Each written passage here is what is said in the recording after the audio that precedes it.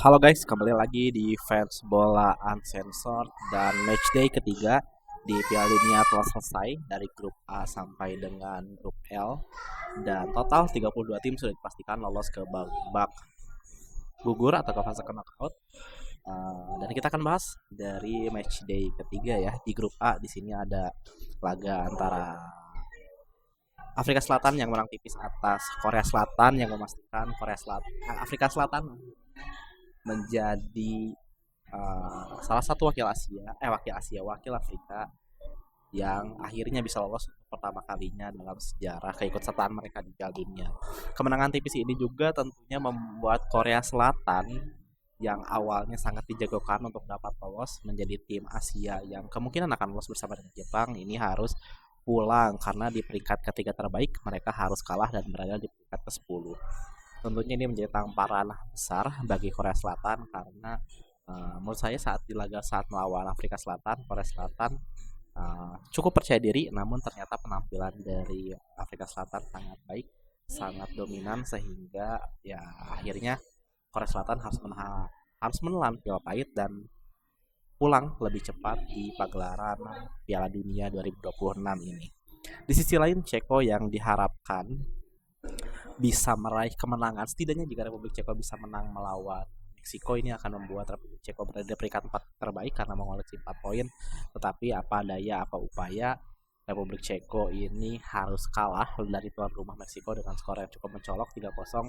Dan di laga tersebut juga menjadi salah satu laga yang cukup emosional karena legenda mereka Guillermo Ochoa ini tampil dan ini menandakan bahwa Ochoa bersama dengan Ronaldo dan Messi menjadi satu-satunya pemain yang masih bermain sejak Piala Dunia 2026 dan itu tentunya gestur yang sangat menarik karena memang Ochoa tidak diturunkan sejak pertama. Kita tahu bahwa Meksiko sepertinya memang mengincar posisi juara grup dan ini juga tentunya memudahkan Meksiko nantinya di babak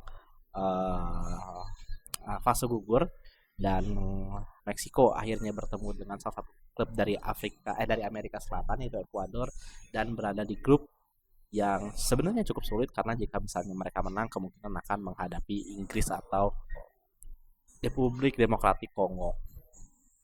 Di grup A sendiri untuk tim yang tampil sangat baik dan patut kita apresiasi adalah Afrika Selatan karena mereka tampil tidak cukup baik di laga pembuka saat melawan Meksiko ya mungkin karena tekanan dari tuan rumah, tetapi Afrika Selatan berhasil membalikkan keadaan terutama saat berhasil menangkan imbang Republik Ceko dan akhirnya mengalahkan Korea Selatan di partai terakhir.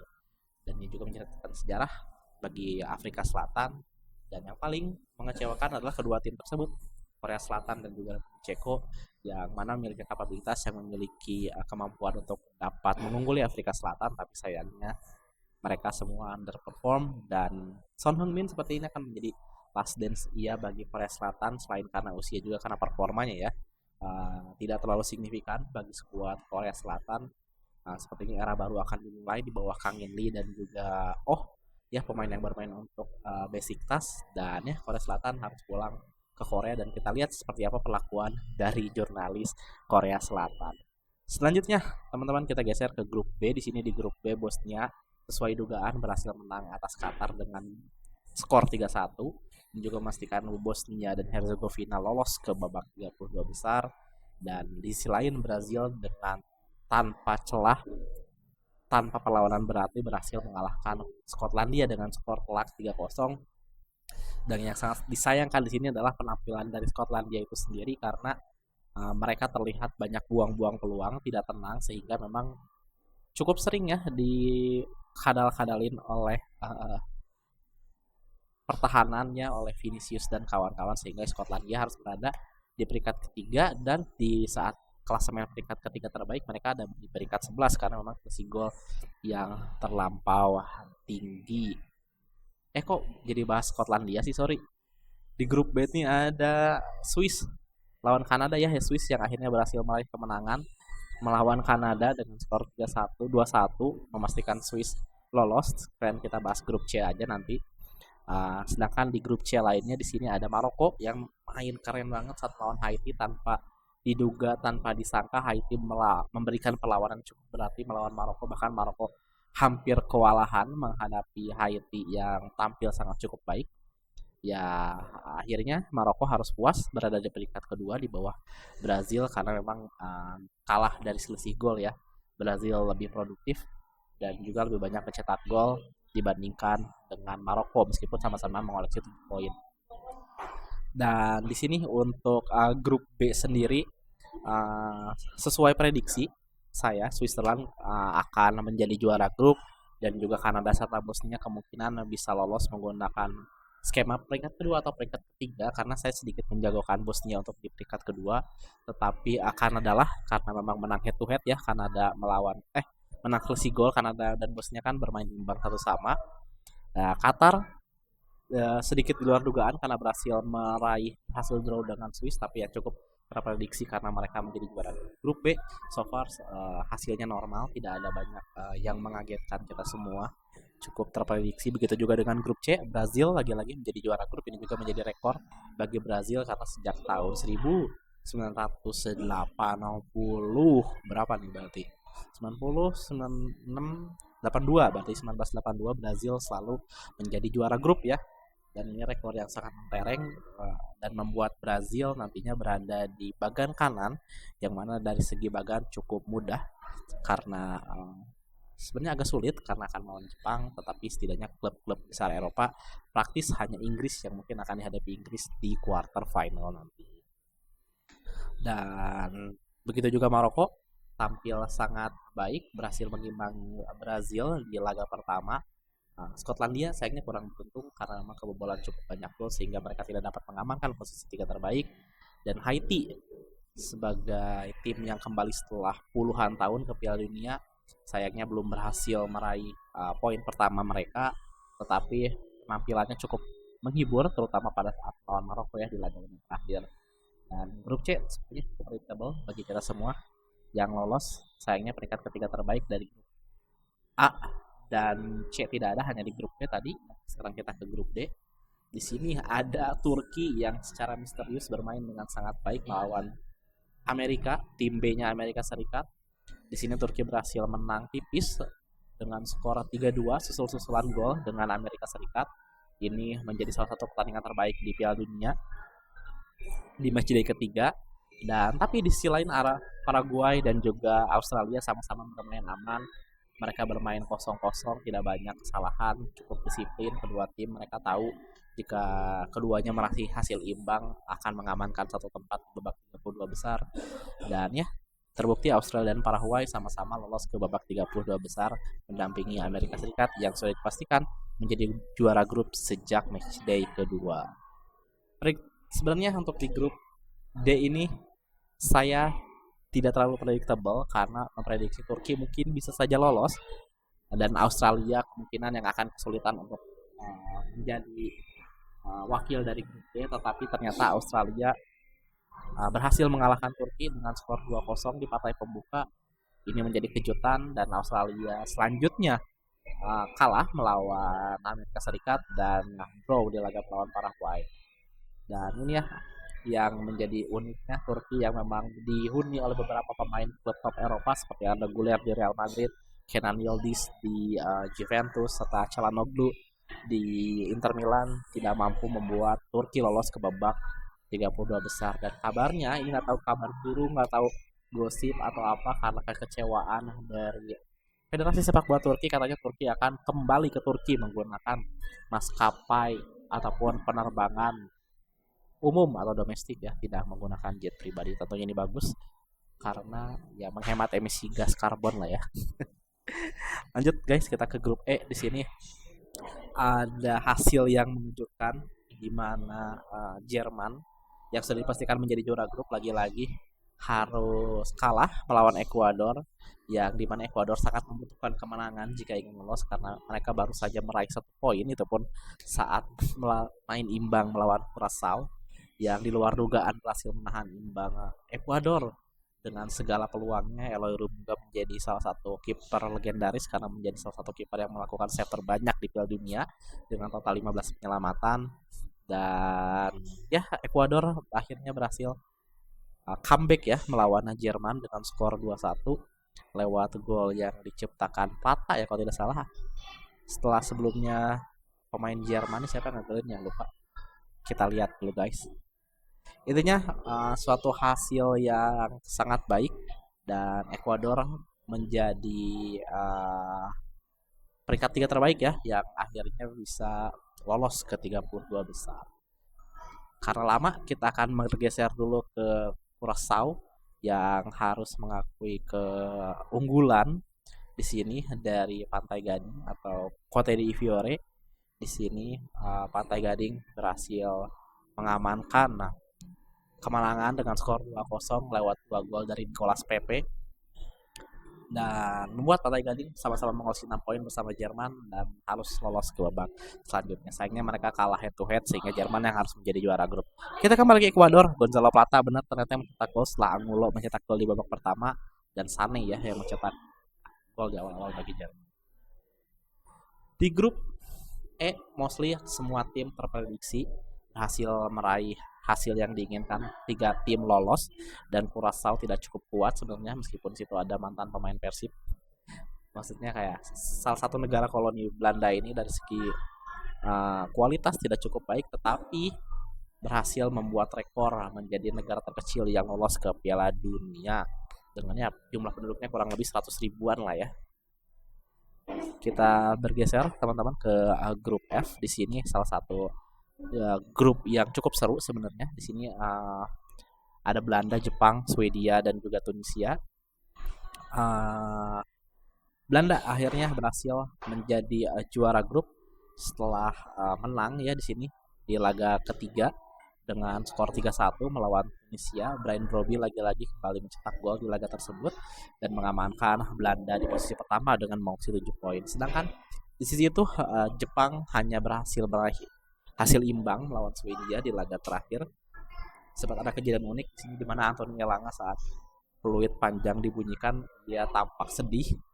Ternyata ia tidak mengetahui bahwa hasil draw saja sudah cukup membawa Swedia untuk dapat menjadi peringkat ketiga terbaik. Sebenarnya hasil ini selain karena mereka mengoleksi 4 poin ya berhasil memanfaatkan kondisi dari Tunisia yang sangat rapuh. Tunisia juga menjadi salah satu tim yang performanya sangat buruk di World Cup tahun ini. Karena pertama terlalu sering melakukan pergantian pelatih, bahkan di match day kedua pun sudah melakukan pergantian pelatih. Saat itu Lamucci harus digantikan oleh Hervé Renard ya, karena ya Federasi Tunisia kita tidak paham lah apa alasannya, tetapi itu tentunya sangat mengganggu persiapan dari tim Tunisia yang sudah kalah 5-1 melawan Swedia di partai pertama, harus kalah 4-0 melawan Jepang dan di laga terakhir harus kalah dengan skor 3-1 melawan Belanda sehingga gol difference-nya ada minus 10 dan salah satu performa terburuk ya yang ada di World Cup 2026 ini. Kita ke grup G. Di sini ada tim yang anyep, yang sepi, yang memang tidak terlalu banyak memberikan sensasi di grup ini. So far hanya Belgia di laga terakhir yang berhasil menunjukkan taringnya, memberikan pure entertainment karena berhasil menang dengan skor 5-1 melawan New Zealand setelah sebelumnya meraih hasil imbang saat melawan Iran dan juga Mesir. Bahkan di laga melawan Iran, Belgia harus mendapatkan kartu kuning yaitu Ngoy, pemain asal Lille. Tetapi Belgia membayar buruknya dua performa mereka awal di laga terakhir melawan New Zealand dengan skor telak 5-1. Di sisi lain, Mesir berhasil meraih hasil imbang melawan Iran. Mesir juga memiliki poin yang sama dengan Belgia, tapi sayangnya kalah selisih gol di sini. Mesir sebelumnya menang melawan New Zealand dan draw melawan Iran serta Belgia, tetapi berhasil istilahnya membuat Iran gagal ke babak selanjutnya. Meskipun Iran di babak kedua di menit 90 plus 2 mencetak gol yang sangat amat baik, tapi sayangnya dianulir oleh wasit karena memang offside hanya jarak 1 kaki. Hal itu juga harus disayangkan karena Iran tidak dapat lolos sebagai peringkat ketiga terbaik karena berada di peringkat keberapa ini, peringkat ke-9 deh ya, peringkat ke-9 karena memiliki goal difference 0, sedangkan di peringkat yang paling terakhir peringkat 8 ada Senegal dengan goal difference-nya ini 2. Selanjutnya kita ke New Zealand. Di sini New Zealand juga patut diapresiasi meskipun hanya meraih 1 poin, tapi menyuguhkan pertandingan yang luar biasa. Terbukti saat melawan Belgia pun sebenarnya cukup lumayan meskipun banyak ruang-ruang kosong di lini pertahanan khususnya ya. Kita lihat bagaimana mereka sangat dieksploitasi oleh penyerang Belgia seperti Leandro Trossard, Kevin De Bruyne, Jeremy Doku tampak tidak dapat melakukan apa-apa serangan dari Selandia Baru atau New Zealand, dan akhirnya New Zealand harus puas berada di peringkat terakhir. Kita ke grup A, ini menjadi grup yang cukup banyak diperbincangkan di World Cup 2026 saat ini. Spanyol tentunya tanpa ada hambatan di grup ini berhasil meraih kemenangan melawan Saudi Arabia dan juga melawan Uruguay di laga terakhir yang diwarnai kericuhan terutama dari sisi Uruguay, dan tentunya laga paling fenomenal di mana Spanyol harus ditahan imbang oleh Cabo Verde atau Cape Verde. Di sini juga Cape Verde berhasil menemani Spanyol meskipun tim tersebut tidak pernah meraih kemenangan di fase grup, meraih 3 hasil imbang, tetapi membuat mereka lolos ke babak selanjutnya. Di sini Uruguay sangat underperform, terbukti mereka tidak dapat menahan keunggulan saat bermain imbang 2-2 melawan Cape Verde. Begitupun tidak dapat meraih kemenangan saat melawan Saudi Arabia dan harus mengakui kekalahan dari Spanyol yang mana diikuti oleh kartu merah dan pertengkaran antara Federico Valverde sang kapten dengan sang pelatih Marcelo Bielsa. Ini sangat disayangkan, dan Uruguay menjadi satu-satunya tim dari Amerika Selatan yang tidak lolos ke babak 32 besar. Semua tim dari Amerika Selatan lolos, ada Brazil, Argentina, Ekuador, Paraguay, dan juga satu lagi Kolombia. Ini menjadi pukulan telak bagi Uruguay, tim yang katanya 2 kali juara Piala Dunia tetapi tidak dapat lolos ke babak 32 besar. Selanjutnya kita ke grup I. Di sini ada Prancis yang tanpa hambatan meraih status juara grup setelah Norwegia menolak memainkan Haaland di partai terakhir. Berdasarkan statement dari pelatih Ståle Solbakken mengatakan bahwa pemainnya banyak yang melakukan atau mengalami kecapean atau kelelahan luar biasa saat melawan Senegal, yang mana laga tersebut berakhir dengan sangat ketat, yaitu dengan skor 3-2. Di sini pelatih karena sudah memastikan lolos berencana mengistirahatkan beberapa pemain seperti Martin Odegaard, Christopher Ayer, dan juga Erling Haaland tentunya, sehingga membuat Prancis berhasil menang dengan sangat mudah di laga terakhir dengan skor 4-1, yang mana itu diwarnai oleh hat-trick dari Ousmane Dembele. Selanjutnya Senegal akhirnya berhasil mengamankan peringkat 3 terbaik meskipun harus berjuang di partai terakhir dengan skor yang cukup mencolok 5-0 melawan Irak yang berdaya dan harus sabar karena berada di grup neraka, sama-sama grup yang diisi oleh pemain-pemain hebat, diisi oleh Perancis yang memiliki pemenang Ballon d'Or, oleh Norway salah satu pemain terbaik Premier League musim ini Erling Haaland, dan juga Senegal di mana juara bertahan dari Piala Afrika. Irak tentunya tidak seburuk Tunisia, tapi Irak berjuang semampunya, dan sayangnya di partai terakhir menurut saya Irak bisa lebih baik, tapi sayangnya kebobolan dengan sangat banyak gol. Kita ke grup J.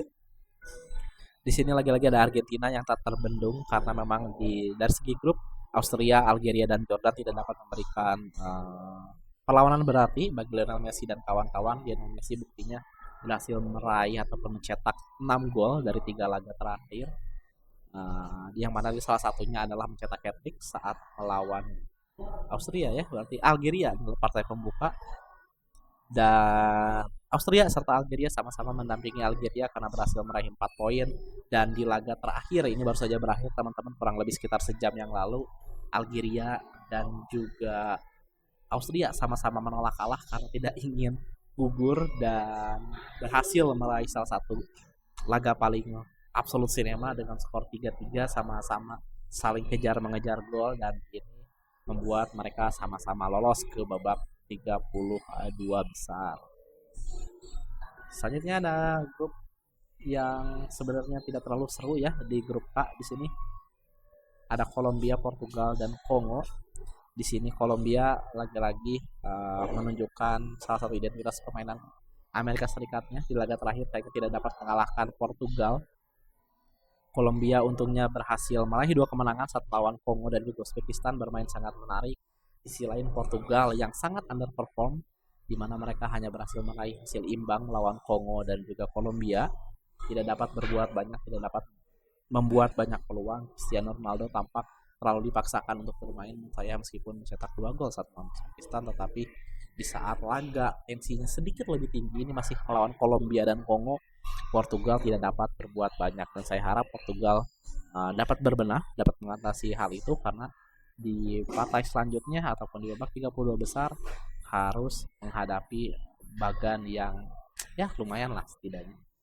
Jadi kan kita bahas.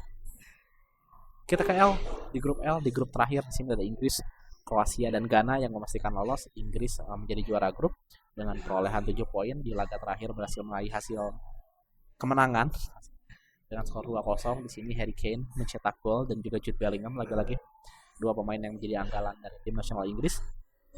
Di sisi lain Kroasia di laga terakhir juga berhasil meraih kemenangan dengan skor tipis 2-1 melawan Ghana. Meskipun mengalami kekalahan, Ghana pun tetap lolos karena sebelumnya berhasil menahan Bank Inggris dan juga mengalahkan Panama ya di matchday pertama, yang mana golnya ternyata di menit akhir. Ya, begitu ya teman-teman, di matchday ketiga mostly untuk tim-tim yang sudah dipastikan lolos sejak matchday kedua hanya Norwegia sebenarnya yang melakukan rotasi besar-besaran, tidak memainkan, dan Amerika Serikat yang memang tidak terlalu apa ya istilahnya memberikan kesempatan bagi pemain-pemain lain untuk dapat bermain di Piala Dunia tentunya, tetapi tim-tim yang sudah dipastikan seperti Jerman lalu juga Argentina, malah Argentina pun cukup dirotasi tapi beberapa pemain masih tetap diberikan kesempatan bermain, apalagi Perancis. Ini menunjukkan bahwa ya mereka masih tetap mengincar posisi juara grup, mereka tetap memberikan kesempatan juga bagi pemain-pemain yang belum main, tetapi ya tetap menjaga integritas sebagai peserta Piala Dunia dengan tidak meremehkan ataupun apa ya bisa dibilang ya meremehkan lah lawan-lawan yang akan dilawan. So far di sini sudah selesai, wakil-wakilnya sudah ada di babak 32 besar, akan kita bahas di edisi spesial 32 besar, tetapi untuk di matchday ketiga sendiri saya sedikit mengapresiasi karena memang tensinya masih cukup tinggi, apalagi tim-tim yang berjuang lolos ke babak selanjutnya melalui zona 3 besar. Ini cukup seru ya ternyata, meskipun cukup banyak dikritik karena peringkat 3 terbaik ini tidak terlalu familiar, sempat familiar tuh di era Euro tahun 2016 kemarin, tetapi di Piala Dunia ini baru sekarang.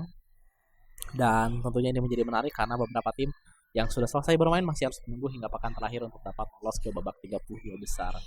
Intinya fase gugur sudah selesai dan kini fase grup sudah selesai dan kini akan menuju ke fase gugur. Tentunya laga-laga akan semakin seru karena jika kalah mereka akan selesai, tidak seperti di fase grup yang masih memiliki ya setidaknya 3 nyawa lagi.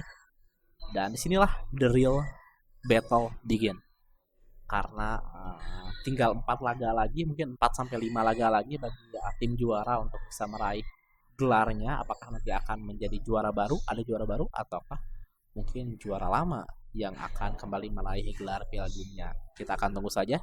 Intinya matchday ketiga masih absolut sinema, terutama drama perebutan peringkat ketiga terbaik. Sayonara.